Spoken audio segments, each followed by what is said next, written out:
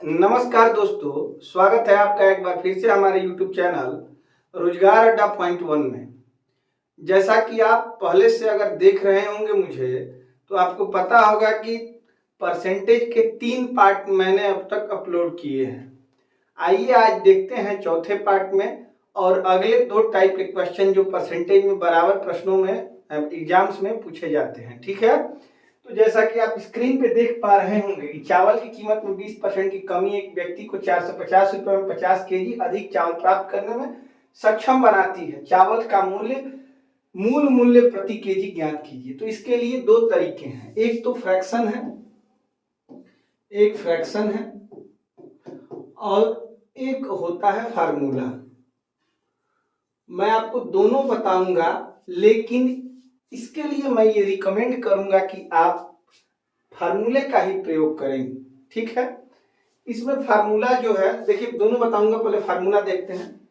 Formula मूल या प्रारंभिक मूल्य के लिए एक अलग होता है और वर्तमान मूल्य के लिए फार्मूला अलग होता है। वर्तमान मूल्य के लिए घटा हुआ, बढ़ा हुआ या वर्तमान मूल्य सेम ही है, या नया मूल्य भी इसे कभी कभी कहा जाता है। तो इसके लिए होता है फार्मूला RX बटे Y गुणे 100। ठीक है, और प्रारंभिक या मूल मूल्य के लिए RX बटे Y गुणे 100 प्लस माइनस R, दोनों आप याद रखेंगे।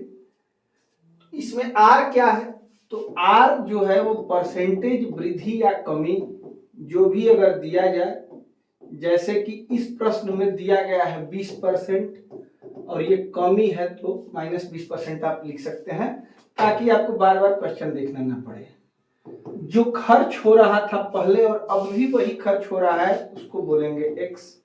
ये 450 रुपए है। और Y जो वस्तु होती है, वस्तु या तो तौलने वाली होगी या गिनने लायक होगी, 2 4 5 8 10, या तो नंबर होगा या क्वांटिटी। ठीक है, तो यहाँ पे Y की वैल्यू जो दी गई है वो 50 केजी दी गई है। ठीक है, तो इसको आप लोग एक बार देख लीजिए, इसका स्क्रीनशॉट ले लीजिए। मूल या प्रारंभिक मूल्य का फार्मूला और वर्तमान मूल्य का फार्मूला। अब मैं आपको इस पे एक क्वेश्चन करके दिखाता हूं, बहुत ही आसान है, बस आपको जानकारी होनी चाहिए कि ऐसे क्वेश्चन किया जाता है। ठीक है,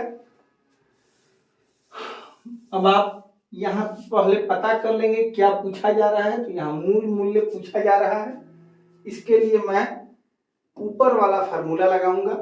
R की वैल्यू 20 है, X की वैल्यू है 450, Y की वैल्यू है 50, और यहाँ प्लस और माइनस में किसका यूज हो, तो अगर कमी हो रही है तो माइनस का यूज, अगर वृद्धि हो रही है तो प्लस का यूज।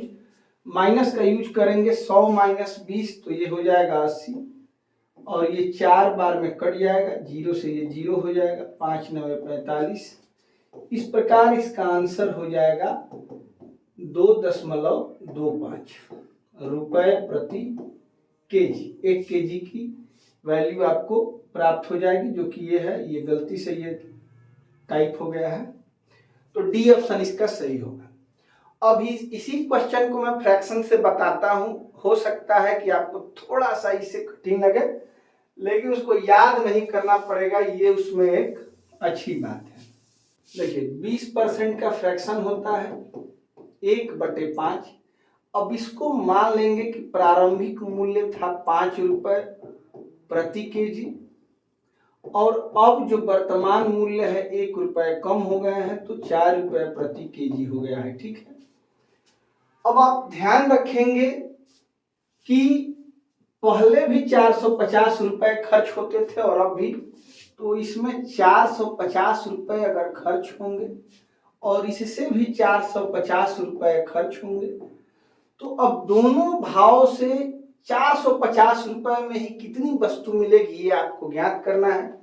तो आप तो इसको बहुत आसानी से कर सकते हैं, ये 90 केजी इससे मिलेगा, और इसको अगर हम लोग भाग देते हैं तो ये हो जाएगा 4 एकम 4, चाहे अगर दशमलव में ना लिख के 450/4 केजी भी हम लोग लिख सकते हैं। ठीक है, तो जैसा कि आपको पता है कि यहाँ भाव कम हो गया है तो ये वस्तु ज्यादा होगी, ये वस्तु कम होगी, दोनों वस्तुओं का अंतर निकाल लेना है। 450/4 में से यहाँ पहले 90 केजी मिलता था, इसका अंतर अगर हम लोग निकालेंगे तो ये हो जाएगा 450 और 9 चौके 36, 360 घटेगा तो ये हो जाएगा आपका 45/2 केजी का अंतर है। लेकिन मित्रों अब देखिए अंतर तो अभी इस हिसाब से 45/2 केजी हो गया, लेकिन वास्तव में ये अंतर दिया गया है 50।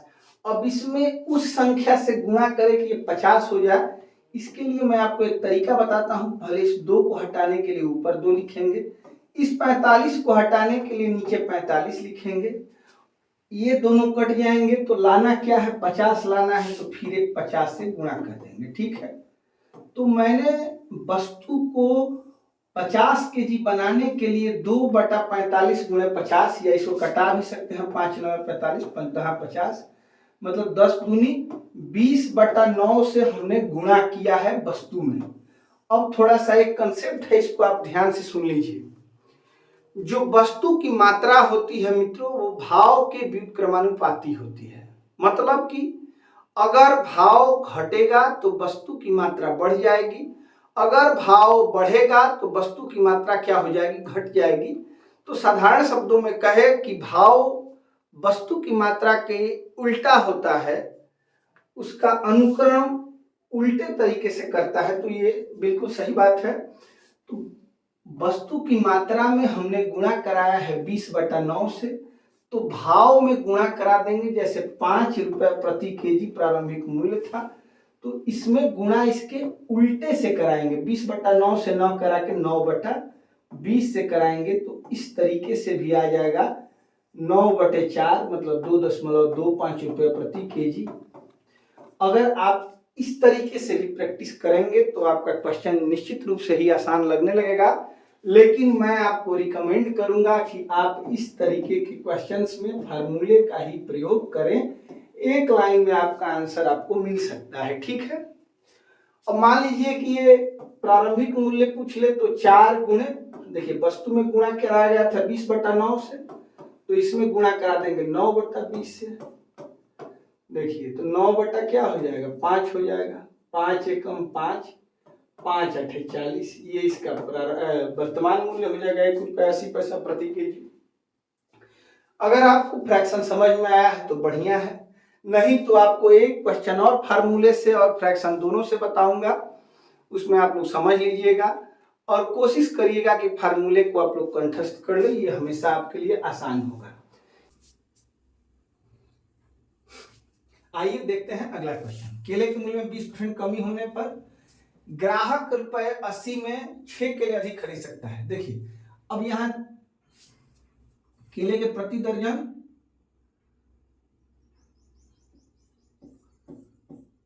कम हुआ मूल्य या घटा हुआ मूल्य ज्ञात कीजिए। ठीक है, थोड़ा सा इसमें मिस्टेक था टाइपिंग में, कम हुआ या घटा हुआ मूल्य ज्ञात करना है। तो घटा हुआ मूल्य का मतलब होता है वर्तमान मूल्य, क्योंकि घटने के बाद जो बचेगा वो वर्तमान ही होगा। ठीक है, अब वर्तमान मूल्य का फार्मूला होता है RX/Y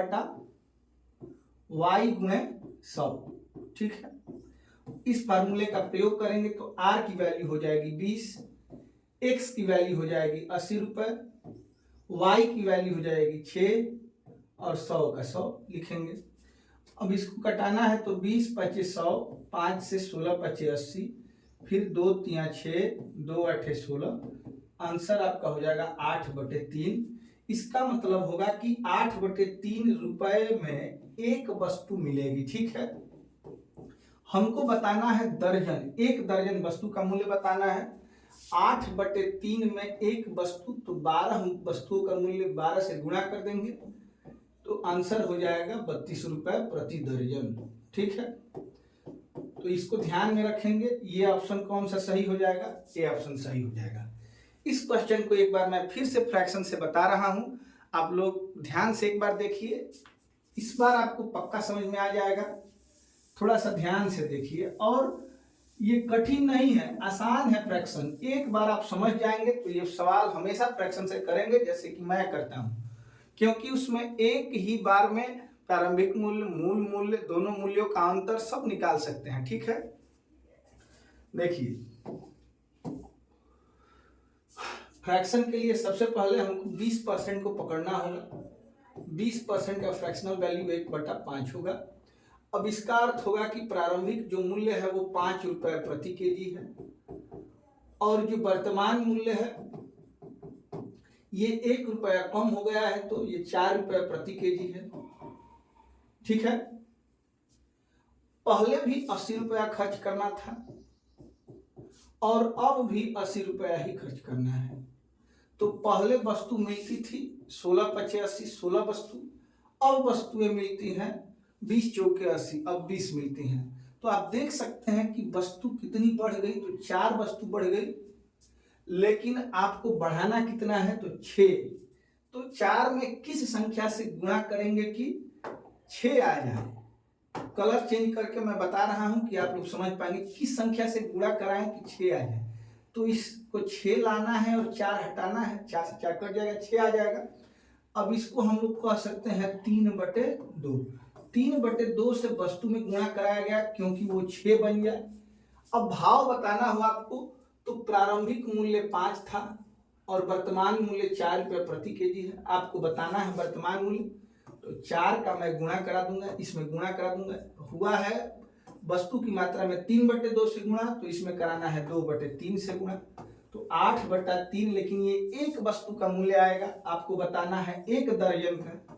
12 से गुणा कर देंगे तो हो जाएगा 32 रुपए प्रति दर्जन।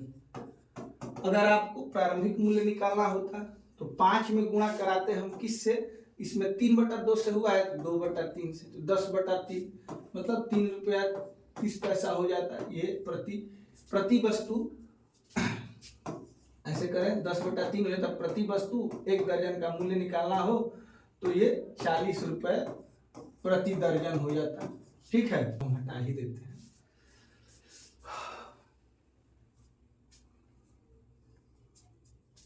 चलिए आइए देखते हैं अगला क्वेश्चन। अब मैं सभी क्वेश्चन को फार्मूले से करूंगा। आप लोग फ्रैक्शन को ट्राई करते रहिएगा, अगर आपको बेहतर समझ में आए। मैं दोनों करता हूं, मैं दोनों को ट्राई हमेशा करते रहता हूं ताकि ये मेरे दिमाग में बैठा रहे। कभी किसकी जरूरत पड़ेगी क्वेश्चन देख के आपको बाद में पता चलने लगेगा कि इसमें फ्रैक्शन यूज करना है या फार्मूले का।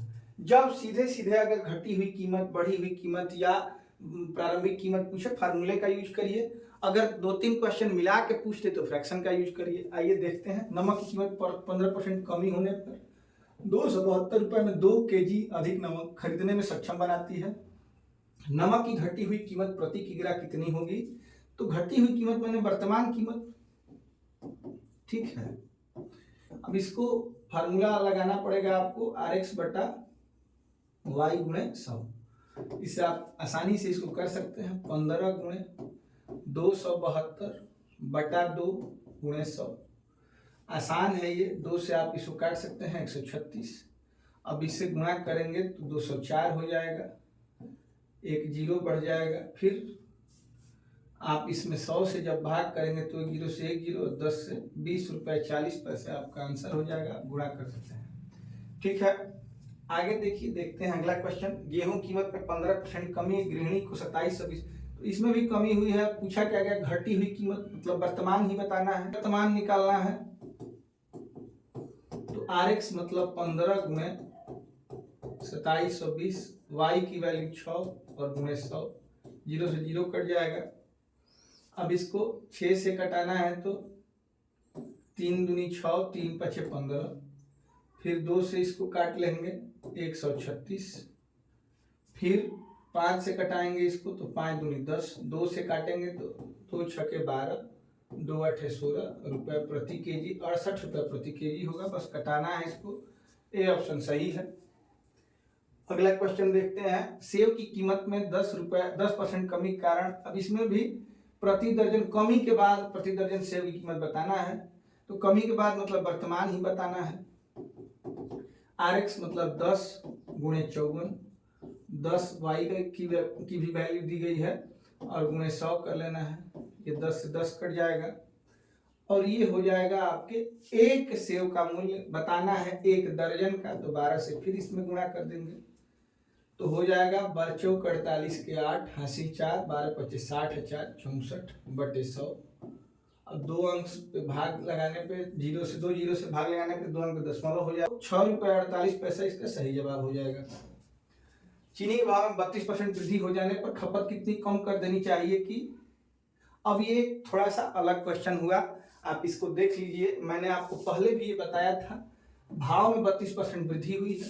मैंने बताया था कि शुरू में 100, फिर 100 केजी खाना है, भाव है ये 100 रुपये प्रति केजी। खाना खपत कितना करना है चीनी, तो 100 केजी खपत करना है।